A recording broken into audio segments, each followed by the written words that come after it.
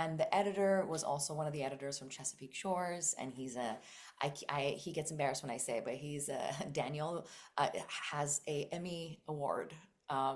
So, and I always say, I'm like, this is an Emmy award winning editor. He's like, shh, don't say it. I'm like, but it's true.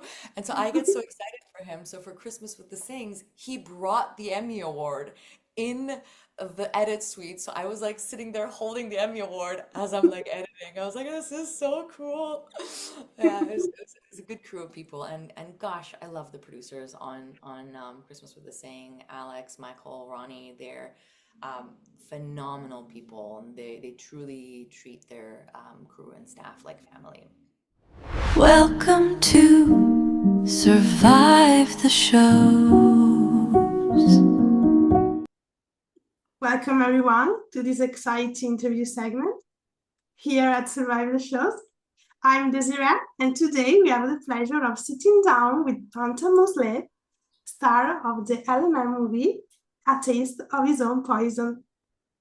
Join us as we delve into Panta's insight into her character and the challenges of filming this movie. Thank you for being here with us, Panta. Thank you very much for having me. Great. So, talking about your movie, A Taste of His Own Poison, what do you initially to the character you portray, and how did you make her own choice? Yeah, I mean, I always dive into the character, kind of trying to put myself in their shoes and be like, what would I do if I was them? And that's like one of my ways to try to like connect with the character to portray them as real as possible.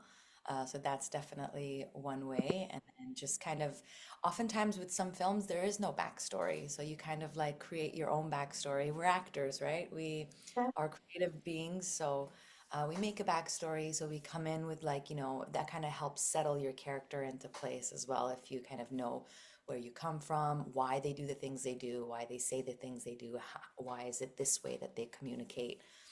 So that's kind of like a little bit of my process. And otherwise, like usually on set, I prefer, if possible, to be called by the character name while we're on set. But otherwise, I'm okay either way. We're actors; we can turn it on and off. But Great. And can you walk us through your preparation process for diving into the darker emotional territory of this element thriller? right, darker emotional, right. I mean, again, it's trying to find that feeling of like, how would this make me feel? Because we don't necessarily have that life experience that the character might have.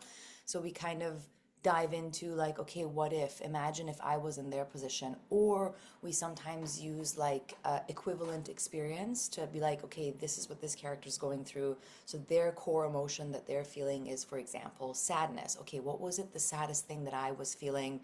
And I'll associate that feeling with this moment that this character is going through. So just kind of using that association kind of helps a little bit as well.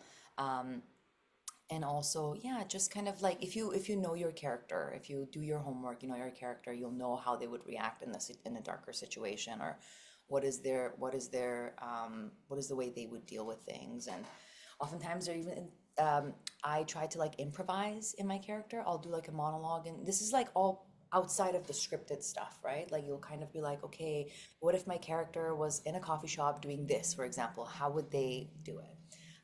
And I also like have studied at Groundlings, which is this like comedy school, but like, I mean, comedy thriller, different but similar because you still have to be in character. So part of like the Groundlings homework is, okay, can you take this character to a coffee shop, to a restaurant, to a public place, and people believe that you are this character? Or are they going to think that you're a person playing a character?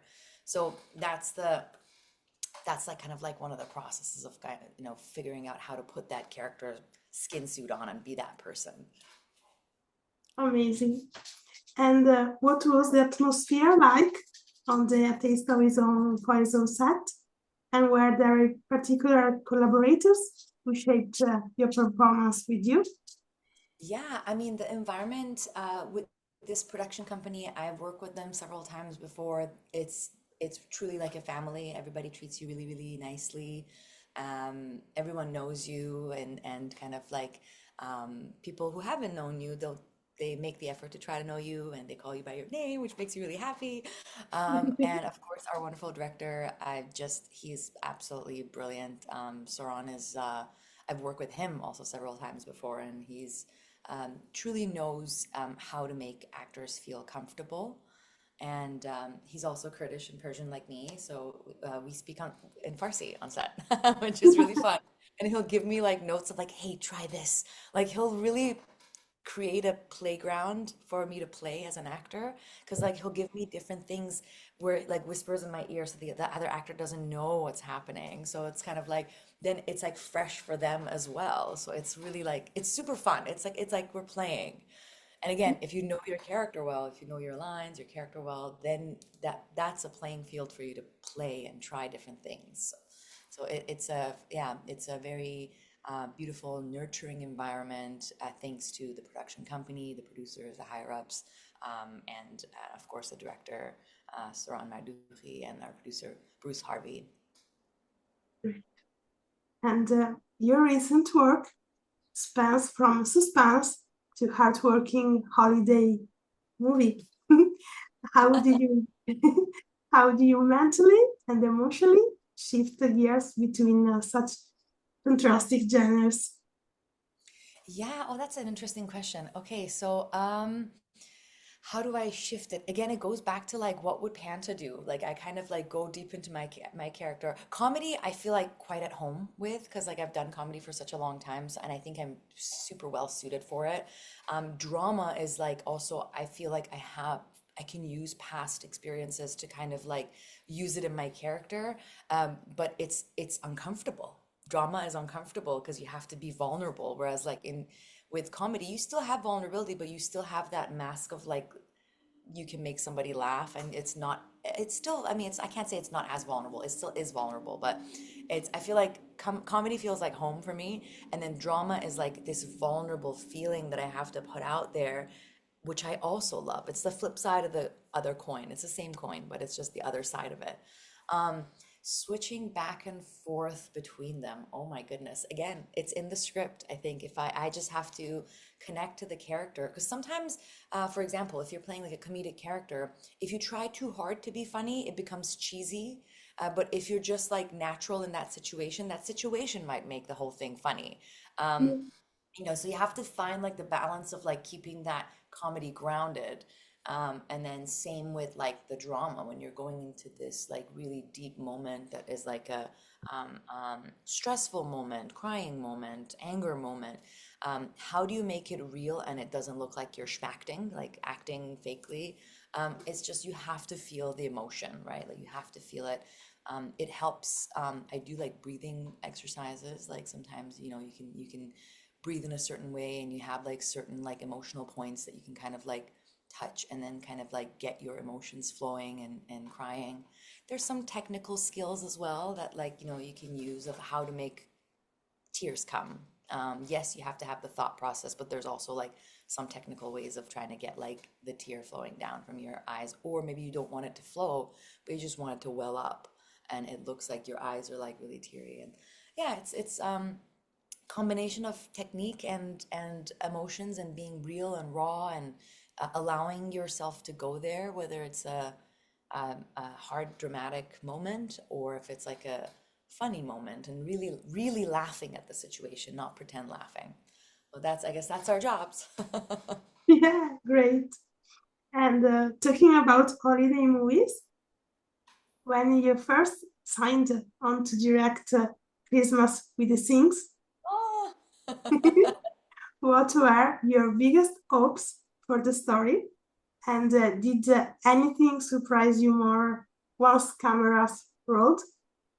Oh my God. Yeah, when I signed on, I think, super excited because I really, as a director, I really love, because I act and direct and write. As a director, I really love when there's um, not just diverse stories, but this was a very diverse story. It's two cultures, beautiful cultures coming together, an Irish culture, an Indian culture, South Indian specifically, coming together, and just seeing how how these cultures work together to make things happen. And of course, there's clashes.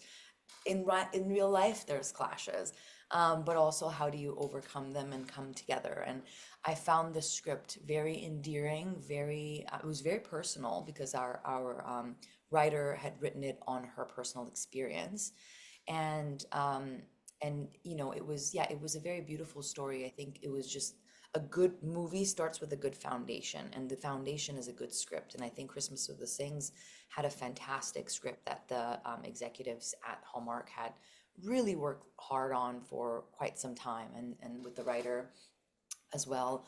And they had also brought on another writer that was a bit more experienced to kind of make sure the script goes to where they want it to go.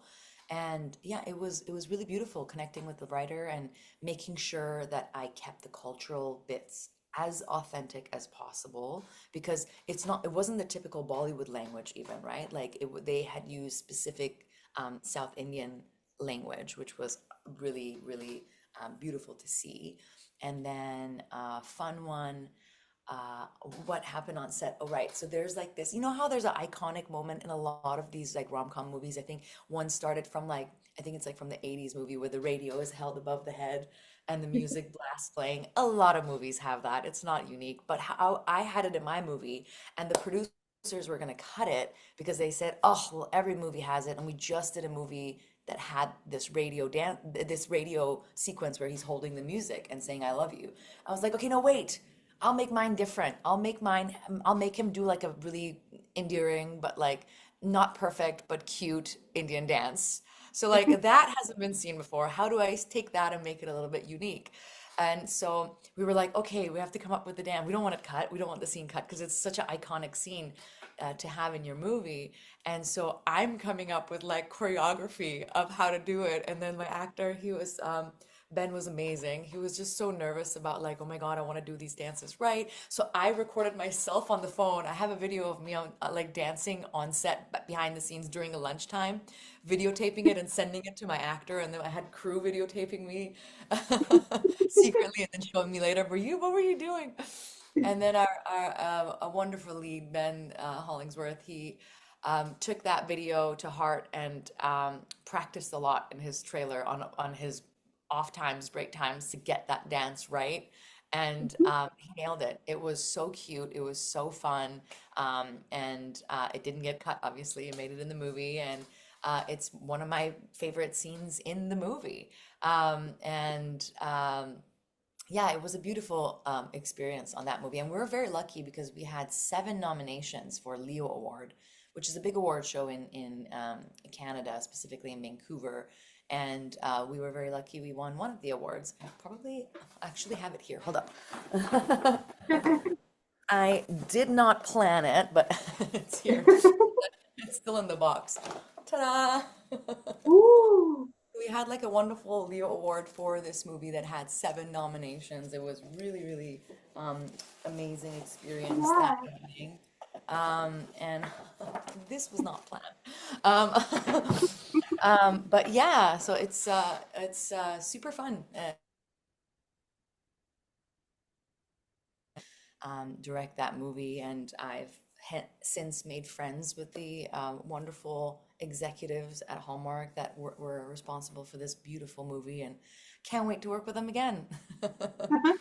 Yeah, me too. I am a very fan of holiday movies, and I have to say that the Christmas with the Things was very special and different from Oh, all the others. thank you. Thank you so much for saying that. Yeah, I did get a lot of comments and a lot of people like messaging, thanking us for like making the movie, and saying that the dialogue, the struggles were super real, and the execs were really cool because they were like, hey, let's push the boundaries. This is a beautiful Hallmark, and Hallmark is growing, and they have their classic Hallmarks, and they also have their like, more nuanced Hallmarks like this one, I want to say, and it did really well, and I think it was in their like top 15 or something last year, which was really cool. Oh, I have a fun story to tell you. So my auntie and Yeah. uncle from Texas came to visit set in Vancouver because they are avid Hallmark fans. My Auntie Maria and Uncle Farzine, they came on set, and we had it was day one, but we had a stunt to do on day one, and so my auntie got to say action. So I like to say she directed that scene. I love you, Auntie Maria.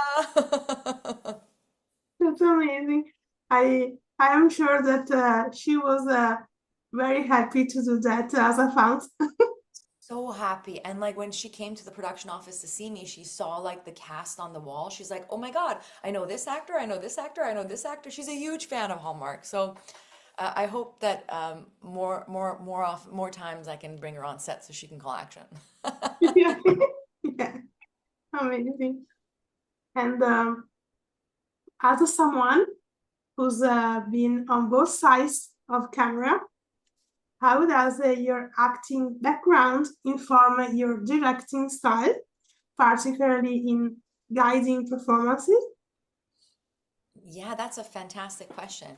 I'm definitely an actor's director, so I truly do care about the process of performance and getting it right. And I won't, I do, because I come from production background as well. So I actually started in the camera department. I was a camera assistant, and then I office PA'd. I coordinated for 6 years. I production managed. I produced indie features, and then I landed in directing because I was like, oh my God, I need to do something more creative. I love all those positions, but I'm a creative being because acting was my first love. And so once I started directing, I was like, oh my God, this is home because it's still telling a story. As an actor, you're telling a story. As a director, you're telling a story. Same with writing. And so I think knowing the production language helps me communicate with crew.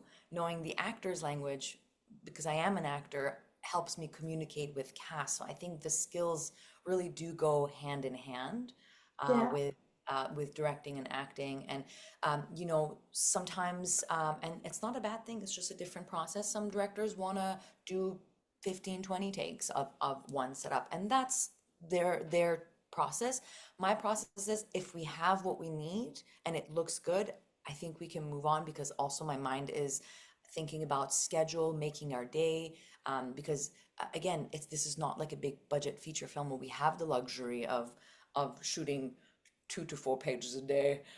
We often have to shoot 10 pages, sometimes 14 pages a day. And so, how do you keep on time, on budget, but also make sure that you are honest enough with your performers and say, you know what, I think we need to go again, and creating that trust between you and the performers. You don't have to say it out loud, like, oh, that was a bad, or we got to go again because of this. If something needs to be adjusting, just go quietly with your performer privately. This is what we can do. They have ideas. I have ideas. We can, because it's like we're all painting a picture together, and we're like, okay, great, let's make it work. And also, like, if we're going again and not telling the actor why we're going again, it can be very daunting. So I make sure to communicate to them that, hey, this is technical. Do exactly what you did before because maybe the focus was out of place or like the camera didn't frame them properly or something, just so they know that it's not them that's the problem because I will feel that way if no one tells me. So I want to make sure that I don't make my actors feel like, oh my God, why are we going again?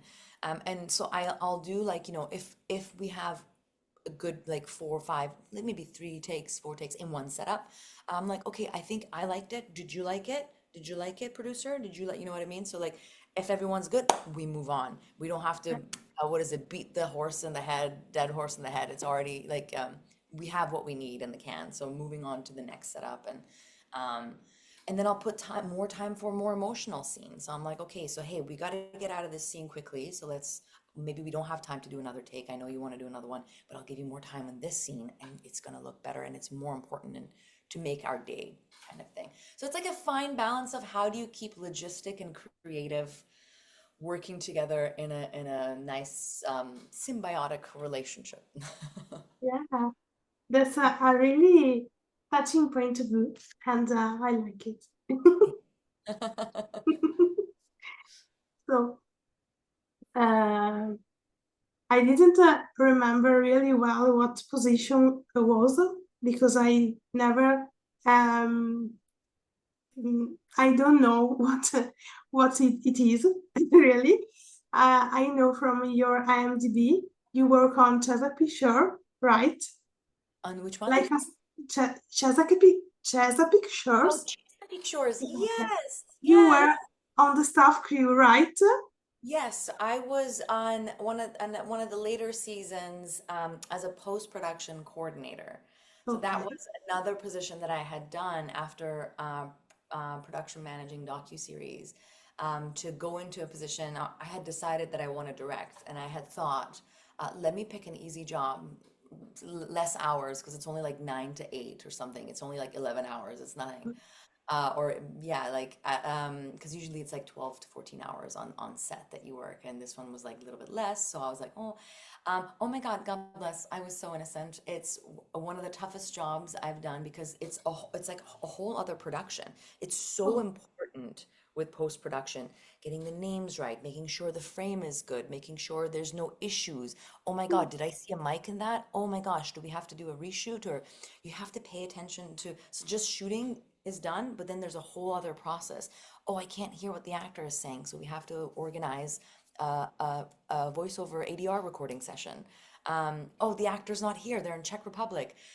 I don't know what studio is in Czech Republic. You got to call and figure out what studio is there, and is the studio approved by the network, and book the actors in, and so it was a whole other process of like, oh my gosh, this is like it's very intense, and I enjoyed it. It wasn't easy, but I absolutely enjoyed it because it's still like you learn so much. I think it helped with my directing because I'm like, oh, for example, they shot this in this, the director shot it this way, but network didn't like it. So they have to do a reshoot. Why didn't they like it? Oh, because it was out of the language of what the series is about. It's a beautiful shot, but it doesn't work for this series. So it's like, it kind of helped me understand specifically for Hallmark, what is the language that they like as a director for their film. So I'm like, okay, you know what? I might want to do a really cool long jib shot, but I have to keep in mind that they're going to cut it short. So do that motion, but like figure out the timing that will be nice enough for them to still keep in the film. Otherwise, it's going to get cut. Because if you're going to have like a motion that goes so slow, there's only 84 minutes in the movie. So like you can't like, you got to be keeping everything at a proper pace. Yeah, I learned a lot and I enjoyed it quite a bit, and the staff was fantastic. And my boss was the most amazing boss I've ever worked with. And yeah, Marina's, actually, Marina Dix, she was also on Christmas with the Singhs in post production. So we had a reunion, a Hallmark reunion. She was, yeah, it was really fun because now this time I'm the director and she's the uh, in post production, which was amazing. And it's like we got to connect again. And the editor was also one of the editors from Chesapeake Shores, and he gets embarrassed when I say it, but he's Daniel has a Emmy award. So and I always say, I'm like, this is an Emmy award winning editor. He's like, shh, don't say it. I'm like, but it's true. And so I get so excited for him. So for Christmas with the Sings, he brought the Emmy award in the edit suite. So I was like sitting there holding the Emmy award as I'm like editing. I was like, this is so cool. Yeah, it's a good crew of people. And gosh, I love the producers on Christmas with the Sing, Alex, Michael, Ronnie. They're phenomenal people, and they truly treat their crew and staff like family. Amazing. So, looking back at your florid career, what, what's a moment or project do you feel was the first true um, articulation of your unique creative voice? Oh my goodness, that's a tough question. Which was the first? Oh my gosh. I want to give love to all the babies. I would say The Wedding Contest was the first TV movie that I did with Nikki Mackenzie, and as a director, uh, I think forever it will remain one of my favorite films in my heart because I got to work with my friend Micah Sharkey, who was the DP from Flash, and she is amazing. And I made a new friend, Nikki Mackenzie, and and Giles, he's so amazing. The two leads in that movie had such good like on-camera chemistry and off-camera goofing around, and it was really really fun experience. And I think like it was such a special movie to start my movie career in, and um, yeah, it was lovely. And then creatively, I think my latest short film, Hatch, which is doing really well in festivals and stuff. And I would say that was one of the most unique experiences because me and the team, we had to figure out how to shoot underwater and we had to figure out how to build an underwater tanker. So we built an entire underwater tanker for this, a short film. So it was a very amazing experience to kind of go through, and I now know how to do underwater directing. By the way, Great. you use radios to talk to the actors because they can't hear you, so we had to put speakers in the water, and I had to radio to them so that they could hear me underwater. Oh, great. And talking about mentorship and the Mhm. influence in your work, who have been your most significant mentors, formally or informally, and what lessons from them continue to guide you today? Yeah, of course. First and foremost, I should probably like also like give a nod to my our team from Hatch, Alireza Kazemipur and Sina Nazarian. I had such a wonderful time working with them. I forgot to mention names. They're awesome. And then my mentor. My mentor, I would say, oh my goodness, that's a tough one because there are several people I really look up to and talk to, and I would say the first person that really took me under their wing and give me all the advice and help a lot with learning of how this navigating the TV landscape was Heather Hawthorne Doyle. She is phenomenal director, and I learned a lot from her. And I have a dear friend in her as well. And yeah, so I think I'm very, very grateful to have her because I got to shadow observe on her show and learn this is how you do this, and this is how like she would actually give me homework. She's like, how would you block this scene? So it made me think of, okay, how would I block this scene? And then I kind of show it to her, and she's like, okay, yeah, that's good. This is how I've done it, and this is why. And so I learned a lot from her. And um, Nimisha Mukherjee, I absolutely look up to her. She's a fantastic, fantastic director, and also a good friend. And she has one of the favorite episodes of Under the Bridge she has directed, and I really, really like her work. And I would, of course, have to mention Shannon Coley. Shannon Coley, also an Emmy Award-winning director, who I got to observe on Wild Cards, which is a CW and CBC show last season, and she is phenomenal. Like I just learned so much from her, from how to communicate with crew, how to say and get what you need, and beauty of seeing, like, and it was, and that season a lot of the department heads were women, so the vibe was very feminine and warm, I would like to call it, because we had a female DP, we had a female first AD. There was no yelling on set. There was no, like, everyone was just calm, fast, getting everything done. And it was a very, like, beautiful scene. So I feel like Sean Pillar and Michael Konovich have really put together such a wonderful show and team of people. Um, yeah, so yeah, love you, Shannon. Great. And how does your own family background and professionally inform the stories you choose to tell, especially in a family-centered film like Christmas with the Singhs? Yeah, oh, good question. I mean, yeah, I come from a very big family. My mom has seven siblings, my dad has six, so there's a lot of uncles, aunties, and cousins, and we're all over the world. Yeah. Um, and so it's now very hard to gather everyone in the same space, and it happens much rarely that compared to when I was a kid.